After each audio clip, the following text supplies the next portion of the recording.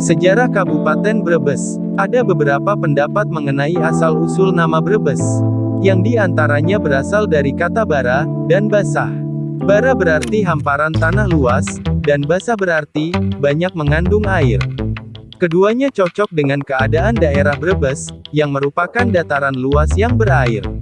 Karena perkataan bara diucapkan bere, sedangkan basah diucapkan besah, maka untuk memudahkan pengucapannya, kedua kata tersebut digabungkan dan menjadi nama Brebes.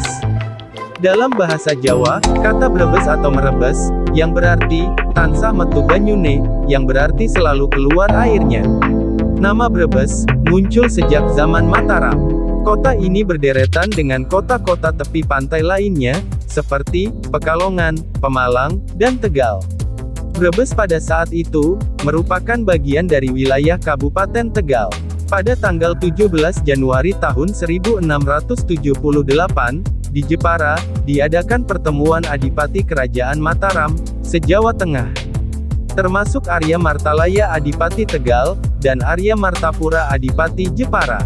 Dengan acara penandatangan naskah kerjasama antara Amangkurat Admiral dengan Belanda, terutama dalam menumpas pemberontakan Trunajaya, dengan imbalan tanah-tanah milik Kerajaan Mataram.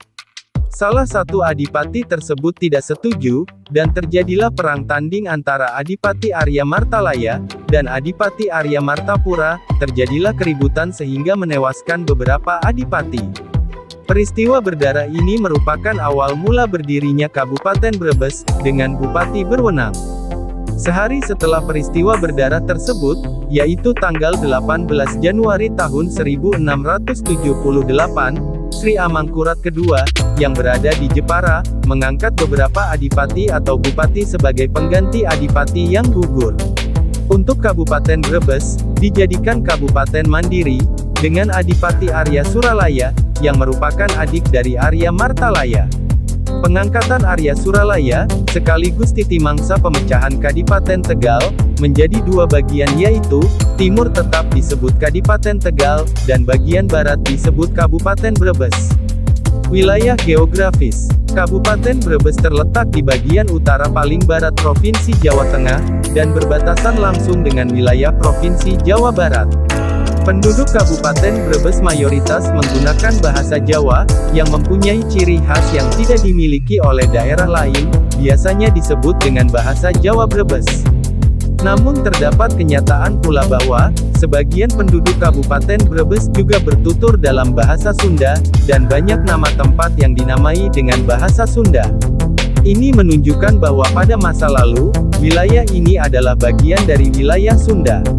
Daerah yang masyarakatnya sebagian besar menggunakan bahasa Sunda, atau biasa disebut dengan bahasa Sunda Brebes adalah, meliputi Kecamatan Salem, Banjarharjo, Bantar Kawung, dan sebagian lagi ada di beberapa desa di Kecamatan Losari, Tanjung, Kersana, Ketanggungan dan Larangan.